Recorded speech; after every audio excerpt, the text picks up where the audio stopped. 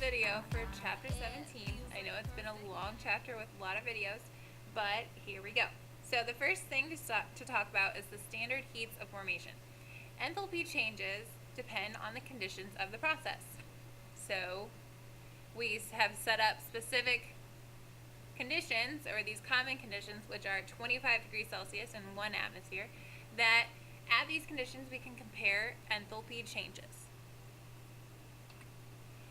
The standard heat of formation, which is signified by this delta H, F for formation, and the degree sign, that means standard, is that degree sign means standard, of a compound is the change in enthalpy that accompanies the formation of 1 mole of the substance of the compound from its elements with all substances in their standard states. So standard would be whatever state of matter it is at 25 degrees Celsius in 1 atmosphere.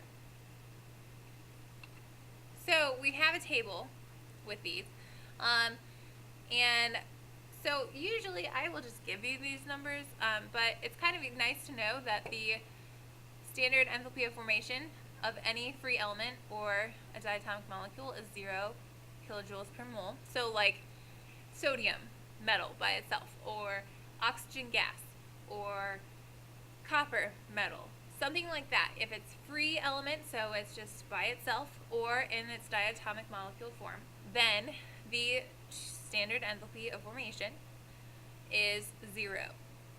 Otherwise, each has a certain number to it.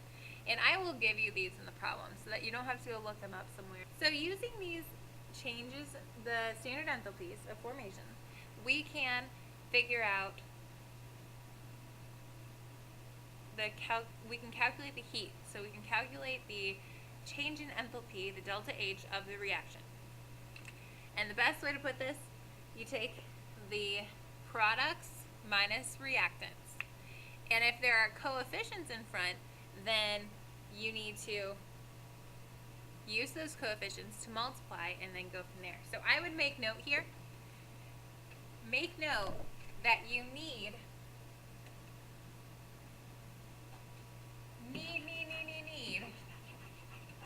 to have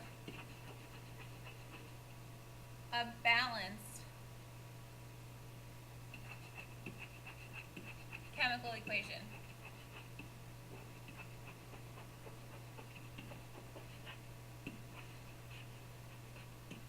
And what's nice is I will not be so mean as to only give you the reactants and make you predict the products.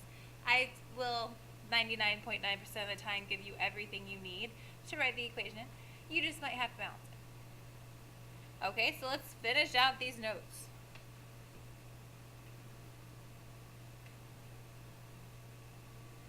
Example 9. What is the standard heat of reaction, the delta H with the degree sign, for the reaction of carbon monoxide gas to form carbon dioxide? See, this is one where I didn't give you something. But so we're forming carbon dioxide, we're using carbon monoxide and also oxygen gas. I forgot that. But I gave you the standard formations of each one. Okay, so first let's write our balanced equation. That's step 1. We have carbon monoxide combining with oxygen gas to form carbon dioxide, which is CO2. Looking at this, it is not balanced, so go ahead and try to balance it.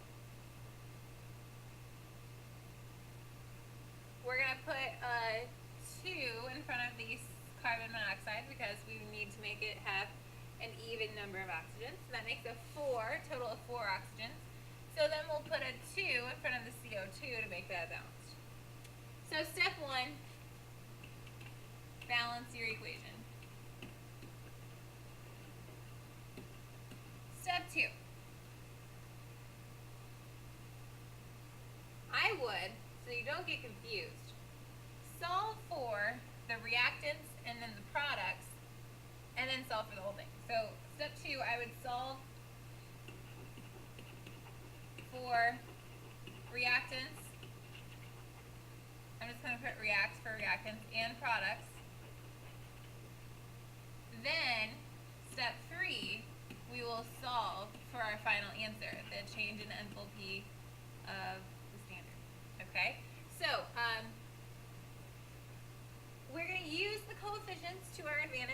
multiply by the change in enthalpy you're given. Okay, so reactants first, we're given that CO is negative 110.5 kilojoules per mole, and we're given that oxygen is 0 kilojoules per mole, and we're given that CO2 is negative 393.5 kilojoules per mole.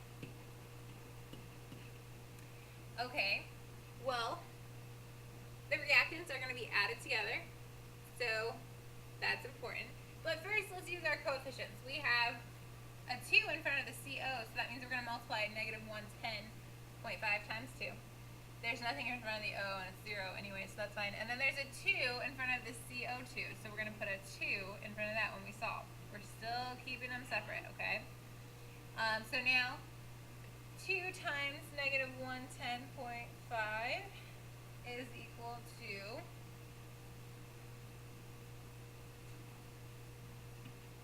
negative 221 kilojoules.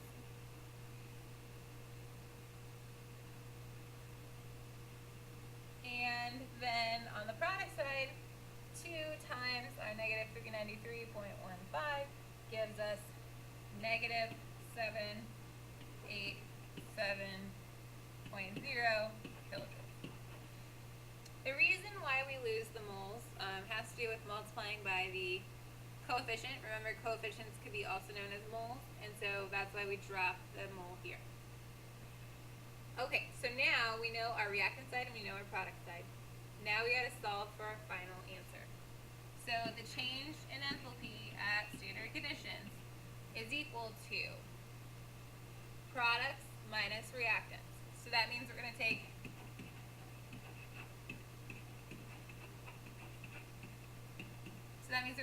negative 787.0 kilojoules minus a negative 221 kilojoules. And remember the 0, this didn't come out anything because it was 0. So then when you take negative 787.0 minus the negative, so that's really adding it, to 21, you get for your final answer negative 566.0 kilojoules, which in correct sig figs we are given 0, so that's 1 sig fig, so we would round that up to negative 600 kilojoules for our final answer. So basically the hardest part of this is having our balanced equation. And then you're just multiplying by the coefficient and then taking products minus reactants. It'll always be products first, then reactants. So go ahead, finish up numbers 10 and 11 on assignment number 2 and turn it in because it's due today. And then you will get your chapter 17 review packet today as well. It is due on Thursday because our test is Thursday. All right, talk to you later.